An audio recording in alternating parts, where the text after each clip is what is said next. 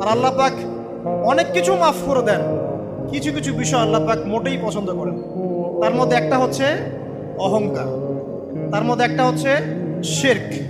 তার মধ্যে একটা হচ্ছে অন্যের হক নষ্ট করা, তার মধ্যে একটা হচ্ছে আদম সন্তানকে হত্যা করা, তার মধ্যে একটা হচ্ছে বৃদ্ধ বয়সে ব্যভিচার করা, তার মধ্যে একটা হচ্ছে মুরতাদ হয়ে যাওয়া। ওই যে খ্রিস্টান হয়ে যাচ্ছেন না, খালি মরেন তারপর বুঝবেন, খালি মালাকুল মউত আসুক তারপর বুঝবেন। আল্লাহ রাব্বুল আলামিন বলছেন তার রাসূলের মাধ্যমে, কেউ যদি সাক্ষ্য দেয় আল্লাহ ছাড়া কোনো মাবুদ নাই, মুহাম্মদ সাল্লাল্লাহু আলাইহি ওয়াসাল্লাম শেষ নবী, ঈসা ইবনে মারইয়াম আল্লাহর প্রেরিত নবী, আল্লাহর পুত্র নন, জান্নাত সত্য এবং জাহান্নাম সত্য, এই পাঁচটা বিষয় যদি কেউ সাক্ষ্য দেয়